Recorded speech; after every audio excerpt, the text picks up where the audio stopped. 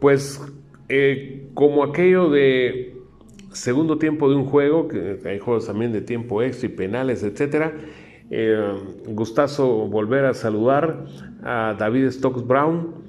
Esto para darle la correlación de sucesos en los que él ha estado involucrado, que nos ha contado en detalle unos casos, pero de verdad que ya me dejaron así con el poco pelo que tengo parado. Eso es así, pero tomemos en cuenta algo. Yo recuerdo la revista Estadio, donde se resaltó mucho un torneo centroamericano de universidades y que se adjudicó la selección universitaria de Guatemala en forma invicta acá, y con Nacho de arquero, Roberto Zúñiga, etc. Y desde luego David Stokes. Recordarle a la gente ese capítulo centroamericano universitario con título incluido.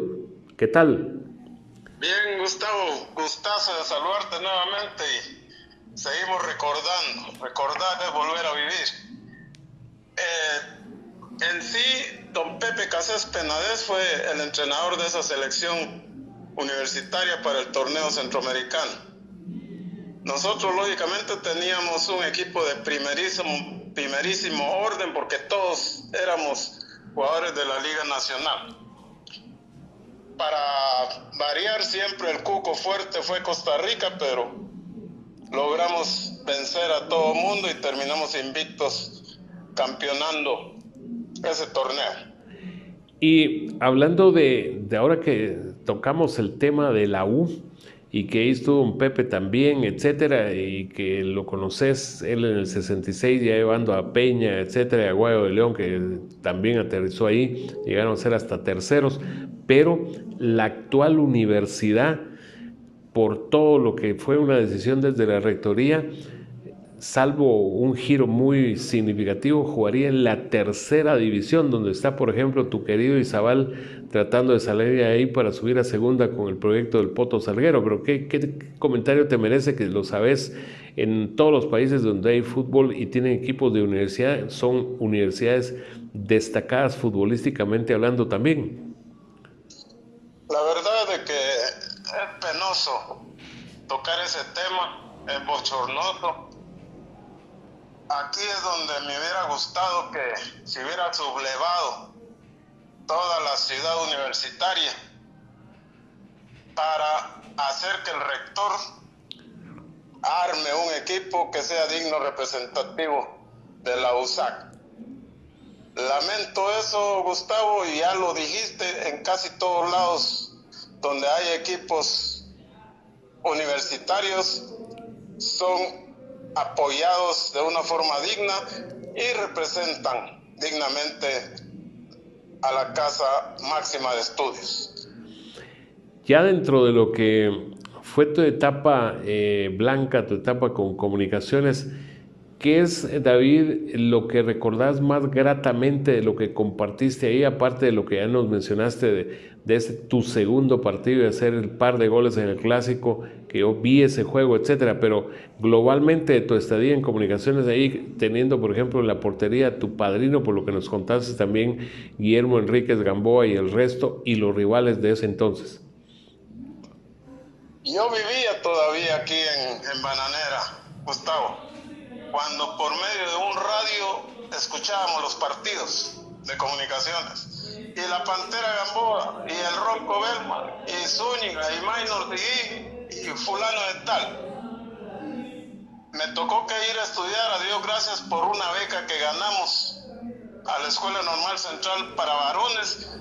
Y ahí fue donde fuimos vistos en los torneos interescolares, que eran muy fuertes, eran muy buscatalentos para cualquier equipo. Ahí nos tocó, por suerte, ser convocado por don Lorenzo a la selección juvenil y de ahí dar el salto. Y me fui a topar con todos estos ídolos míos, porque los Cremas era, como te dije ayer, era el equipo que me hacía pelear defendiendo sus colores.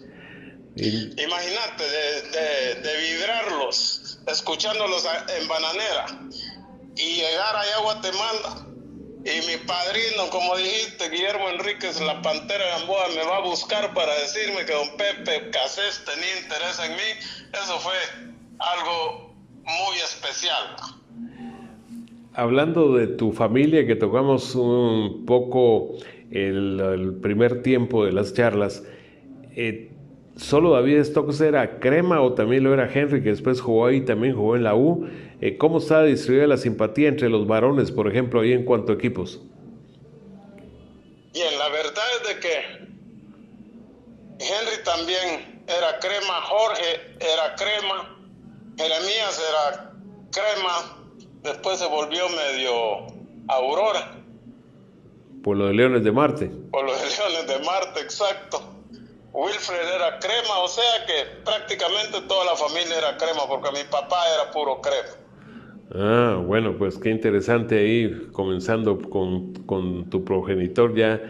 Creo que muchos, tantos a lo largo de los tiempos, siguen la inclinación de sus progenitores o de sus padres. Algo también relevante de tu carrera es la participación con Guatemala en los Juegos Olímpicos de México 1968, que arrancaron con aquellos empates y después un partido extra con Bermuda, y que después se ganó el boleto con aquel volado al enfrentar a Costa Rica, etcétera. Y se arrancó ya, bueno, pero contarle de esa primera etapa, que ya dio ese boleto y la primera participación a ese nivel para Guatemala y quedar encuadrada para debutar, por ejemplo, al que llegó como subcampeón olímpico a esos Juegos, que lo traía de Tokio 64, me refiero a la que en ese entonces se llamaba Checoslovaquia. Bien, la verdad es de que nosotros íbamos como el patito feo del grupo ese, donde estaba Hungría, Bulgaria, Checoslovaquia, nosotros. Y Tailandia creo que era el otro. Y don César Vicino, que en paz descanse, tenía una virtud que era sacarle a uno el amor propio a base de puras palabras.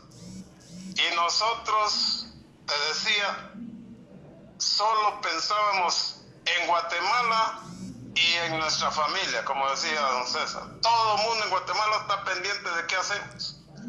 Si perdemos, que sea dando el máximo, que sea rompiéndonos, la palabrita que dicen los argentinos. Pero ahí no les voy a decir nada.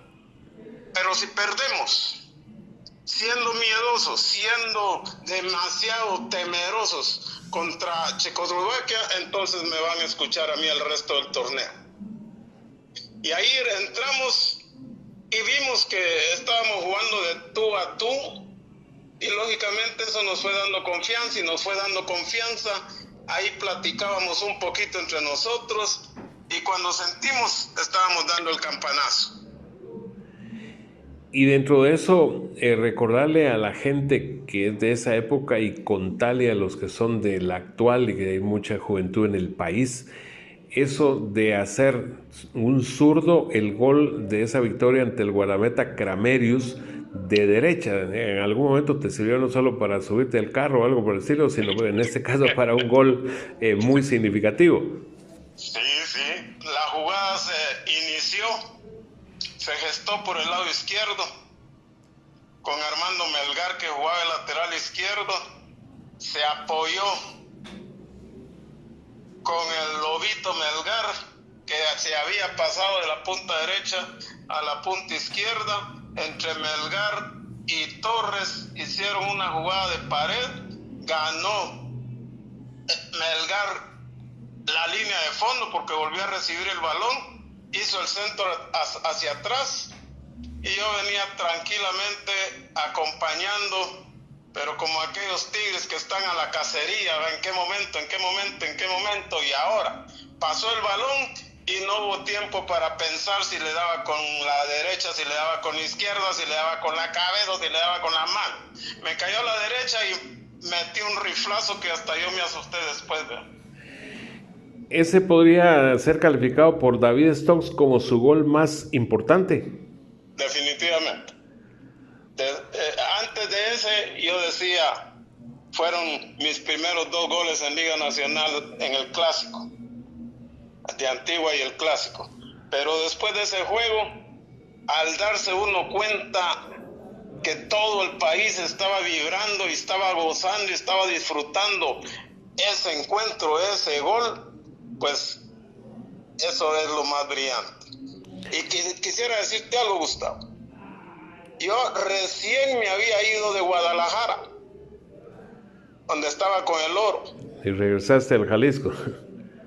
Y me tocó que debutar en el Jalisco, los Juegos Olímpicos. Yo estaba como en mi casa, ¿no? Sí, seguro. Y después vino una goleada ante Tailandia que incluyó karate y de todo hubo en ese partido. Sí, la verdad que sí, ese partido nos sirvió de mucho a nosotros. Pero los tailandeses, como decís, eran más karatecas que futbolistas. Y fíjate que yo sigo teniendo ese criterio, porque acá se trajeron las transmisiones de los Juegos Olímpicos por primera vez en la tele, de que el partido de cierre de grupo que fue contra Bulgaria, que posteriormente fue subcampeón olímpico en México, ese partido que ustedes perdieron 2-1, habiendo empatado y siendo primero, les iba a tocar Japón con Toiso Kamamoto, el goleador Yamamoto. Pero como se perdió, se quedó segundo y tocó Hungría, que era el campeón olímpico y que ahí refrendó. No sé, pero recordando de ese juego, si se hubiera tenido tácticamente, por eso yo no estuve ahí, pero esa impresión me dio más agresividad, pudieron haber obtenido ese primer lugar y de repente se metían hasta la zona de medallas. Definitivamente perdimos 0-1 contra Hungría, pero fue un juego que en igual forma lo pudimos haber ganado. Fuimos un poco temerosos, lo respetamos más de la cuenta. Pero mira, David, disculpa la interrupción, yo te decía del partido de cierre de grupo que se perdió con Bulgaria 2-1, a ese me refería, y que obligó al quedar segundo a tener que ir con Hungría y no contra Japón. Ajá. ¿Ya te acordaste de ese orden? Ahí estuvo la cosa. Sí, porque contra Japón hubiésemos tenido mucho más chance. Ganando ahí tenían bronce mínimo. Mínimo. Pero aún ese juego contra Hungría... Eso fue un juegazo. Fue un partido que nos dolió perderlo, en la forma que se perdió, porque, como decir, si hubiéramos estado un poquito más convencidos de que sí podíamos hacer las cosas. Y te recordás, David, que antes de ir a México había venido Hungría y se hizo un partidazo de 0-0. Exactamente. O sea que con ellos estábamos con que ya se les había hecho bastante y que jugando, el equipo nuestro se agrandó, Gustavo, se agrandó en todos los aspectos y nosotros, el corazón de guatemalteco estaba de por medio y lo vivimos en cada partido y lo rematamos acá cuando llegamos a Guatemala y el recibimiento que nos dieron. Sí, eso te iba a preguntar, porque eso, a pesar del diluvio y que los llevaron al Mateo en helicóptero, etcétera, algo impresionante que tanta gente se quedó aguantando el agua con tal de aplaudirles y recibirlos como correspondía y merecían. Eso es puro cero. Lamentablemente, Diosito mandó un poquito de lágrima y nos pudo haber ahuyentado un poco de gente, pero llegó mucha gente a recibirnos y a aplaudirnos. Esos son momentos que no los cambia uno por nada en la vida, Gustavo. Sí, eso fue del 68, como que hubiera sido realmente ayer, la famosa frase. Ya hablando de otra faceta, ¿en qué momento decidiste el fútbol ya no va y ya voy a ser exfutbolista? Pues cuando cumplí 25 años de estar jugando activamente. a los 40 años, yo decía, me voy a retirar, no porque ya definitivamente no pueda, sino que me da vergüenza que vean que ya estoy calvo y todavía estoy jugando contra un montón de patojos. En nuestra trayectoria nos tocó ver debutar a potenciales estrellas y que jugaron 5, 8, 10 años lo máximo y ahí finalizaron su carrera. Pero nosotros, a Dios gracias, como decía don César, no sean puñeteros. Ustedes quieren vivir del fútbol, pero no están viviendo para el fútbol. Hay que cuidarse. Eso nos lo decía en Comunicaciones. Sí, una frase muy significativa. Y de verdad que, don César, te cuento que una de las personas que recién entrevistamos lo calificó, a pesar de que no estuvo mucho tiempo ahí, pero la enseñanza, por lo visto, fue aquellas que no se pueden ni medir, que lo calificó como el mejor técnico que tuvo Xelajú. Y uno podría decir que Marvin Rodríguez, podría decir que Roberto Chávez Lizano o algún otro, pero él puso a don César, que dejó huella. Acabamos de entrevistar a otra persona que lo conoces, que es Vitalino García, que también casi que hablando de él como un padre. Bueno, y a eso me uno yo. Normalmente uno dice, el mejor técnico es el primero que le toca a uno. Pero César Vicino fue un personaje, fue un tipazo. Él se bajaba a la altura del más insignificante de un equipo, dicho en nuestro buen Chapín, y platicaba con nosotros y nos convencía de que sí podíamos hacer algo. Y hacías algo que te mandaba a hacer en el entrenamiento, paraba y te decía, mijito, haceme caso, lo que yo quiero es que hagas esto. En cambio, otros técnicos, lo primero que hacían era mentarte la madre, pegarte un grito y después decirte qué es lo que habría que hacer. Entonces estos últimos amedrantan al jugador y normalmente lo hacen con los jugadores de poco renombre, porque ya saben que un jugador de renombre no se va a dejar insultar tan fácilmente. Indiscutible. Ahora, ya que se nota que estás muy bien en cuanto a tu memoria ahí fresca, te voy a pedir algo que le he pedido a varios, porque son nombres que salen por su calidad, etcétera. ¿Cuál sería tu 11 de los mejores con los que conviviste o compartiste que sean nacionales a lo largo de esos 25 años de carrera? Híjole. Está duro. Está un poco duro, pero en el arco, Guillermo, la Pantera Enríquez Gamboa. Muy bien. De defensas, el indio Roberto Zúñiga, como le decíamos. Ajá. Pero uno le decía indio sin que lo oyera, porque sí, era muy bravo. El Ronco Bellman. ¿Me estás hablando del 11 crema? No, bueno, hagamos primero comunicaciones. Está bien, hagamos primero comunicaciones y luego general. Sigamos ahí con línea de 3, ahí con los que dijiste, Roberto, Carlos Enrique y el indio. En el medio. Mario Ortega. Ah, también Mario, si ves. Orteguita. ¿Y en el medio? En el medio, Fito de León, Rocael Castañeda. Estupenda pareja. Adelante, como se jugaba 3-2-5. Ajá. La delantera de oro de los cremos, ¿verdad? Pinula Contreras por un extremo, el derecho, y Culiche Espinosa por el otro extremo, por la izquierda.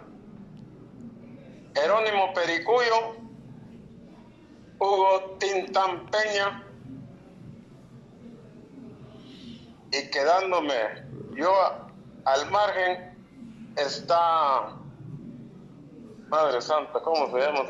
Pingo, Macela, Pensamiento, Palomo, ¿quién? Obdulio Pensamiento. Obdulio Pensamiento. Bien. Pero ahí estaba el Pingo también, que era un jugadorazo. Tremendo Freddy. Pues ahora sí, 11 general sin incluir cremas. Ok. Alberto López Oliva. ¿Y de arquero? Nixon García. Nixon. López Oliva. Alberto López Oliva. Estaba el flaco Camposeco. Roberto. Roberto y el temperamental chinito Lijón Onjón de León. Onjón es el hermano, ¿eh? Chinito Lijón León. Lijón León de León. León de León, sí. ¿Y quién más? ¿Ya poniendo 3 o dejas 3 o un cuarto? Yo digo que dejamos un cuarto que es Armando Melgar. Armando Melgar. ¿Y para el medio? En el medio, Hugo Torres. Este era Crema. Sí, pues. Ahí no pones a Roldán. Bien, yo lo tenía al griego más arribita, pero más sí. arriba, sí, bueno. Mapache Hurtarte, por ejemplo. El Mapachito Hurtarte, él pudiera ser uno.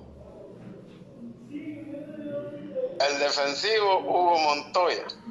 Sí, pues, fortísimo. Ese fue con tu compañero en México 68. En México 68, sí. No brillaba aparentemente mucho, pero cubría mucho. Sí, pues. Y ya más adelante la delantera en sí, incluyendo a Jorge. Ahí tenemos a Jorge, tenemos a mi compadre Ricardo Clark. Tremendo eso. Y pudiera ser en la punta izquierda Jorge Stokes. Jorge. ¿Y quién más? Pues solo nos dice 3. Sí, pues sí. 4-2-3, te falta uno. 4-2-4.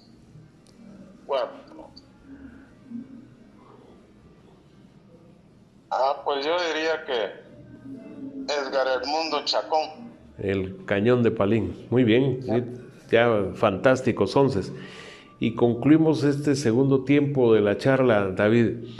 ¿Cuál es tu comentario? Porque sos dirigente ahora de Asofútbol, etcétera, has estado, estás, de que esa, digo yo, fábrica de jugadores porteños o del departamento de Izabal ya no esté de un tiempo a esta parte surtiendo como antes surtía abundantemente al país?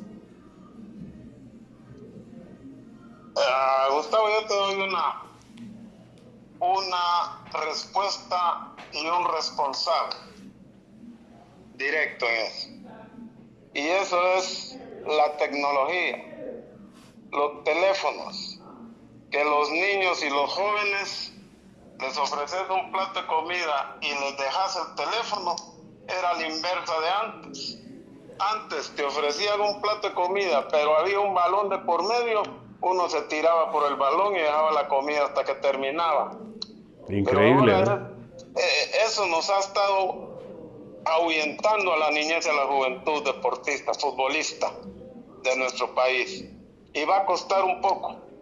No es solo en Izabal, ese estancamiento, yo siento que es a nivel nacional, porque prueba de eso es de que seguimos dando tumbos sin ser siquiera los que estimulan una competencia centroamericana.